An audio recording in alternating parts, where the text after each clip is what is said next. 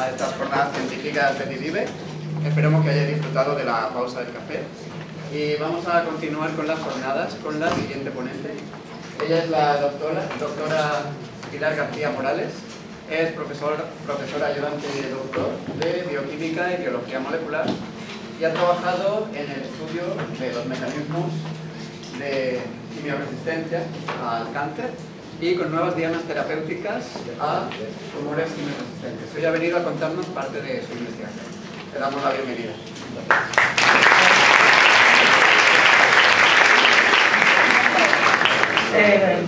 Hola, buenos días a todos y muchas gracias a los organizadores por pensar en mí para presentar esta charla.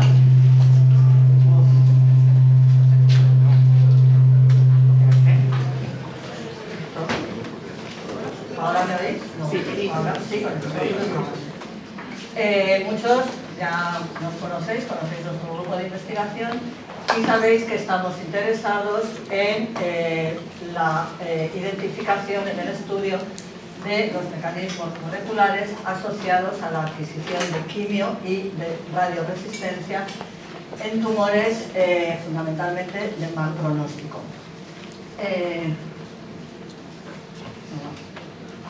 No me va nada. Iba.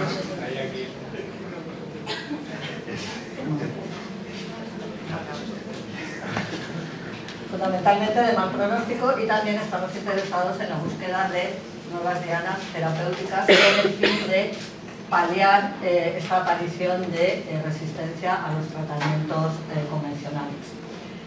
Los gliomas constituyen alrededor del 80% de los tumores del sistema nervioso central y dentro de este grupo de gliomas el más frecuente con una incidencia de más o menos el 50% de todos ellos es el glioblastoma multiforme. El glioblastoma multiforme es un tumor de baja incidencia pero que está asociado a una supervivencia también bastante baja. La supervivencia media es de entre 14 y 15 meses y eso es debido fundamentalmente a precisamente la adquisición de resistencia a los tratamientos convencionales. El tratamiento estándar para el glioblastoma se inicia con la neurocirugía seguida de quimioterapia con agentes alquilantes, fundamentalmente temozolomida y radioterapia. La radioterapia tiene un efecto dual. Por un lado, genera daño directo en el DNA y por otro lado tiene un efecto indirecto aumentando los niveles de especies reactivas de oxígeno que a su vez van a incidir en un mayor daño en el DNA. Pero como os digo, en muchos casos estos efectos no pueden tener lugar por la aparición de resistencias. Los mecanismos de resistencia a la radioterapia son diversos. Entre ellos está la protección frente al estrés oxidativo generado por estos ROS y la modulación de distintas vías de señalización celular, entre las que se encuentra la vía JAK-STAT. Para el estudio que os voy a presentar, hemos seleccionado 4 genes, NF2L2, que codifica para un factor de transcripción del que habrá hablado previamente Brian, el NRF2, que aumenta la expresión de genes con efecto antioxidante. RP66K5, que codifica para una quinasa, la quinasa MSK1, que se activa por señales de estrés celular, como por ejemplo estos niveles de ROS, que fosforila, entre otras, a la histona H3. SOX3, que es un inhibidor de la vía JAK-STAT, y existen resultados previos en nuestro laboratorio que correlacionan la expresión de SOX3 con la modulación de los efectos de la radioterapia, y PTK6, que es una quinasa que fosforila diversos sustratos, entre ellos STAT3, miembro de esta vía de señalización. Aquí simplemente os muestro cómo NF2L2 participan como factor de transcripción y las proteínas SOX como inhibidores de la ruta JAK-STAT. Bien, para estudiar si existe una relación causa-efecto entre los niveles de expresión de los 4 genes seleccionados y la modulación de la respuesta a la radioterapia, lo primero que hicimos en el laboratorio fue bloquear o silenciar la expresión de estos 4 genes en 2 líneas celulares de glioblastoma multiforme, la GB39, que es la más radioresistente de las 7 líneas de glioblastoma que tenemos en el laboratorio, y la GB42, que presenta unos niveles de radioresistencia medios. Como os digo, silenciamos los 4 genes en las 2 líneas celulares mediante transfección con RNAs de interferencia específicos para cada gen, y en estos experimentos siempre se utiliza como control células transfectadas con un RNA de interferencia no específico. Podemos observar que efectivamente la eficacia de la transfección fue buena, bajando hasta niveles muy bajos de expresión para los 4 genes en las 2 líneas celulares, aunque es verdad que en el caso de SOX3 el silenciamiento mantuvo unos niveles de expresión un poco más altos que para los otros 3 genes. Bien, la aproximación científica que hemos elegido para estudiar cuál es el efecto de estos genes ha sido el análisis de la distribución de las células en las distintas fases del ciclo celular. Aquí os muestro un perfil de ciclo celular en unas células control, donde aparece la fluorescencia correspondiente a cada una de las fases. Aparece esta línea, esta fase que denominamos sub G1 en verde, y que se corresponde con las células muertas, sobre todo las células que han muerto por necrosis o por apoptosis, en las que se ha producido fragmentación del DNA. Para realizar estos experimentos se utiliza yoduro de tropidio, que es un agente intercalante del DNA y cuya emisión fluorescente podemos determinar por citometría de flujo. De tal manera que a mayor contenido de DNA, mayor fluorescencia. Por eso en la fase G2M, que tiene el doble de contenido de DNA que la fase G1, observamos una mayor fluorescencia. Cuando vemos qué pasa en las líneas celulares cuando las irradiamos con 7 Grays, vemos que hay un ligero aumento de la población celular en la fase sub G1, indicativa de muerte celular, pero sobre todo lo más significativo es el bloqueo del ciclo celular en la fase G2M. Estudiamos qué ocurre cuando silenciamos estos 4 genes en la distribución de las células en las distintas fases del ciclo celular. Y los resultados se muestran en esta diapositiva.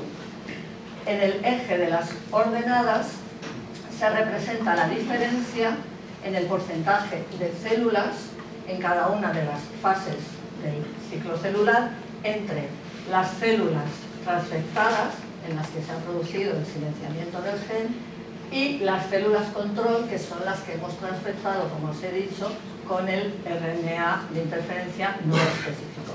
De tal manera que una barra hacia arriba indica un aumento del número de células en esa fase del ciclo celular en las células en las que se ha producido el silenciamiento, y unas barras hacia abajo indican una disminución del número de células en esa fase del ciclo en las células transfectadas en las que se ha producido el silenciamiento.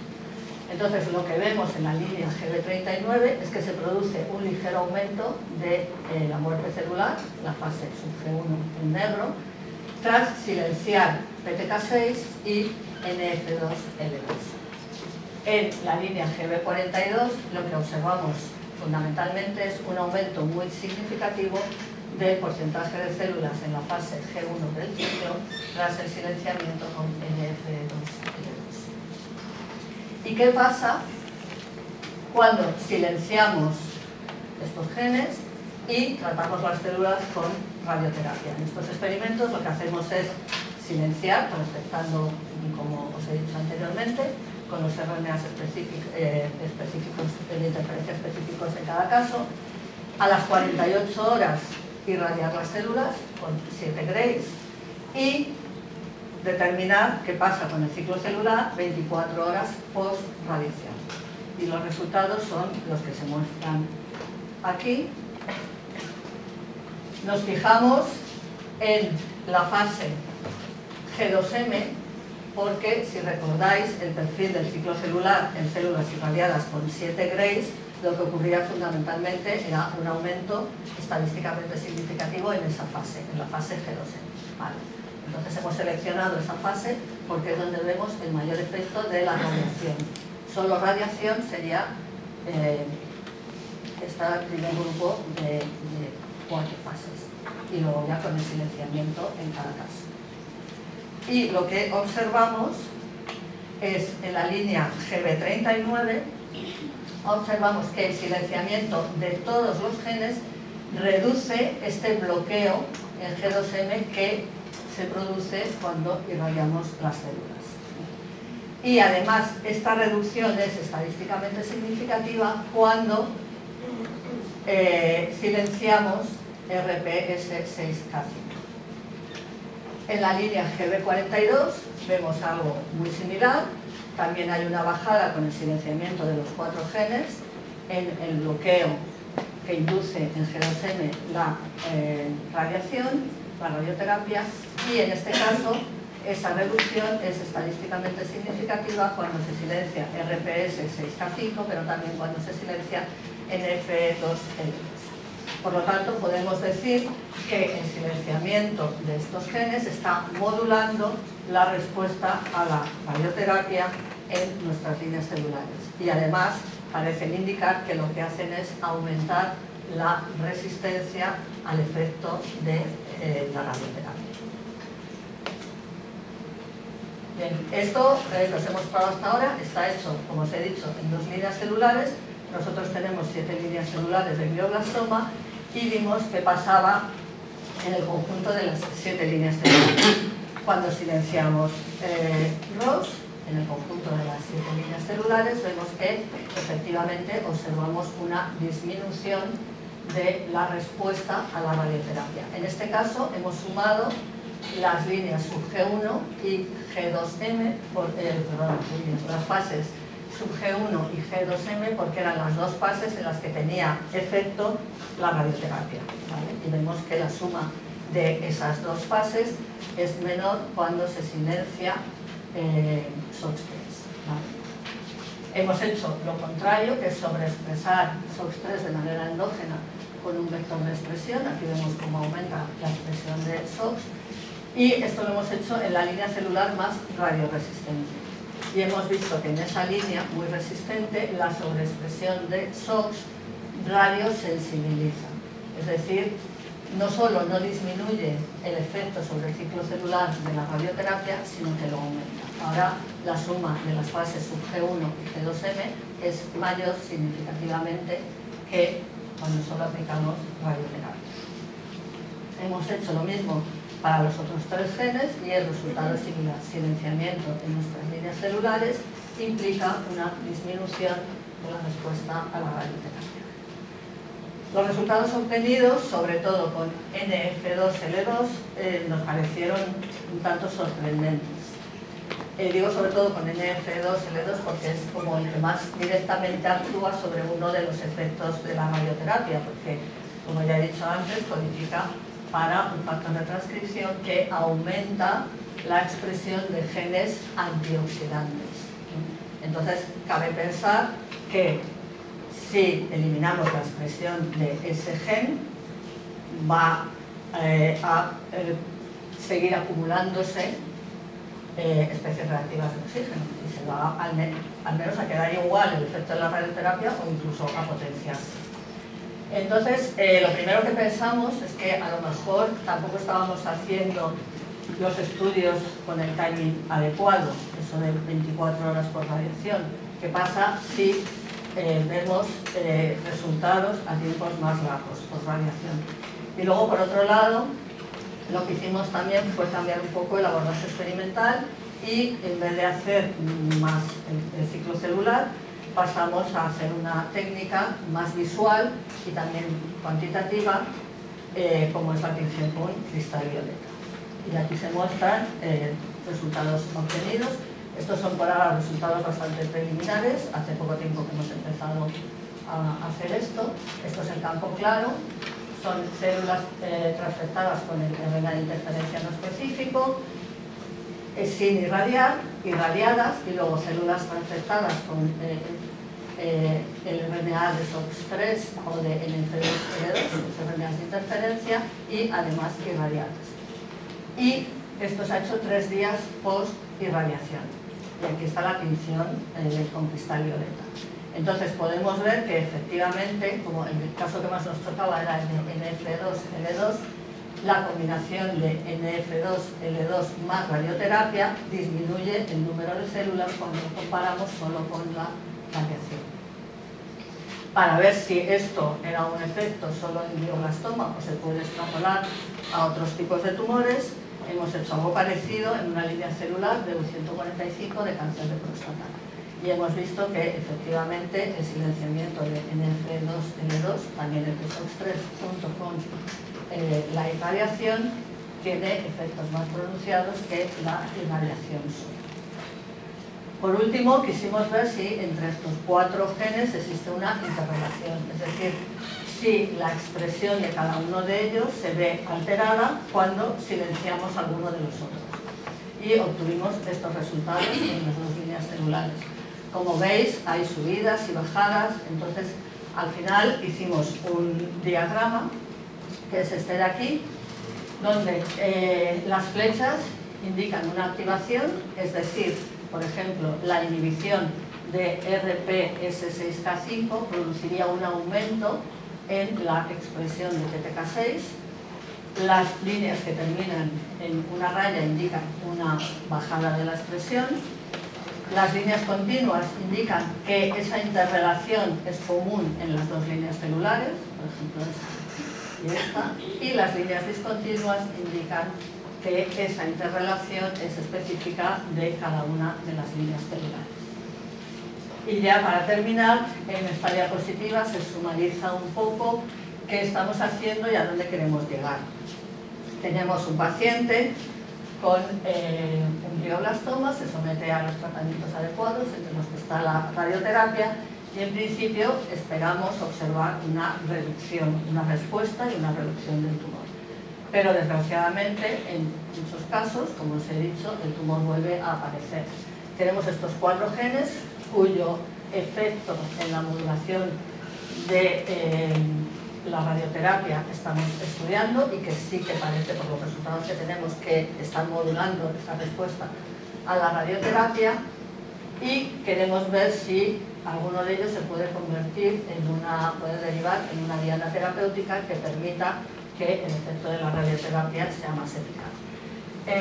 Hemos hecho un estudio en la base de GlioBis, que hace la transcriptómica de estos tumores, y hemos buscado qué genes aparecían diferencialmente expresados cuando cada uno de estos 4 genes nuestros estaba o muy expresado o muy poco expresado.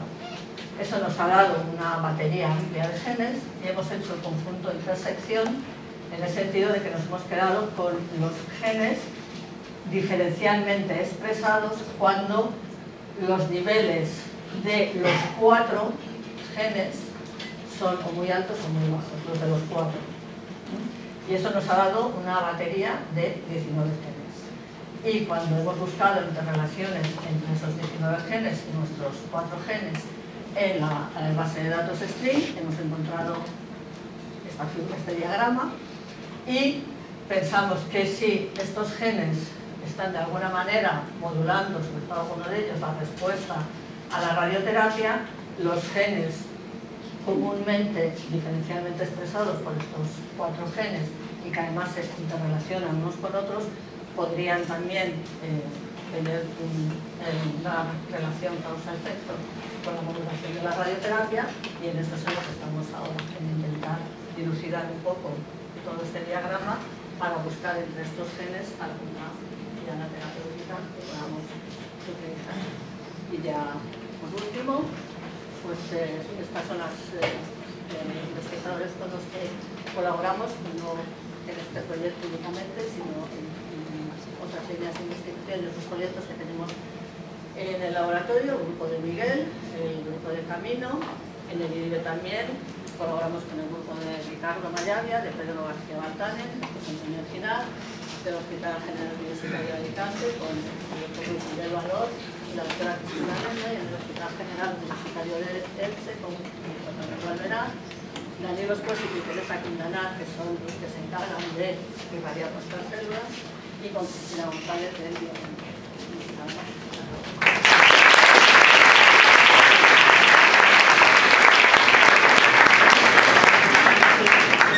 Vale, pues tenemos tiempo para un par de preguntitas, si queréis aprovechar para preguntar a Pilar. En principio, si no silenciar su factor de transmisión que previene a la célula de negativo,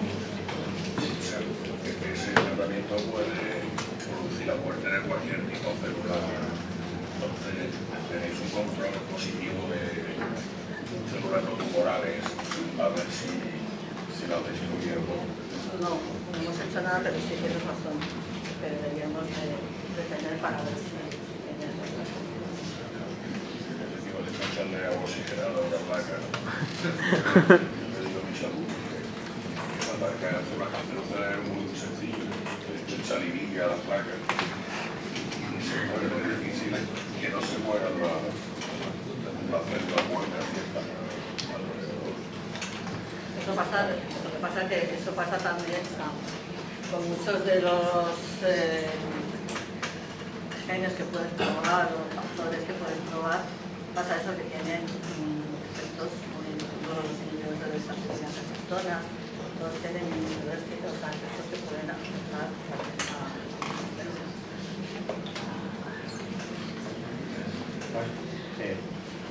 volviendo sobre esa pregunta, yo es que los niveles de radicales libres que tienen las células tumorales son muchísimo más altos que los que tienen las células normales. Luego, cualquier cosa que afecte sobre ellas afectará más a las células tumorales que a las células normales. Pero además es que, evidentemente, este tipo de tratamientos irían ridiculizados para que fueran efectivamente sobre las células tumorales, bien en algún tipo de nanopartículas o bien en algún tipo de... Se podría incluso inyectar en el cerebro, Eso ya, pero desde luego que tiene que ir ridiculizado probablemente inmunodigestivo o algo para que fuera... Ahora estamos precisamente con el grupo de Ricardo, estamos estudiando también modelos de vehiculización de glioblastoma utilizando polímeros.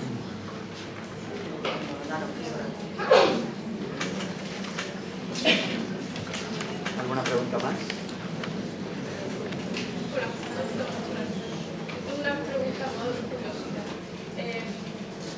Sabiendo que son tres niveles STAT3, el cual es el transductor de señal de interleucina 6, una interleucina trivial, ¿se sabe un poco el papel de la interleucina 6 en glioblastoma? ¿Qué hace? ¿Sería altera o...? Hasta donde yo sé, no. Claro, es que al final estas vías de señalización, no solo las vías de SAR, sino cualquiera de las vías de señalización que modulen con tumor, vas a ver qué hacen en distintos tipos de tumores, ves que en algunos casos, dependiendo del tipo de tumor,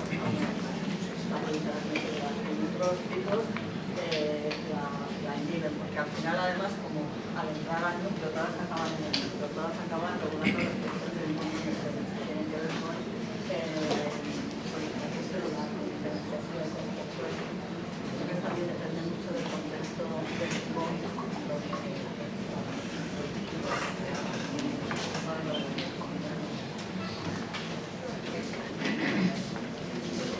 Muchas gracias, Pilar.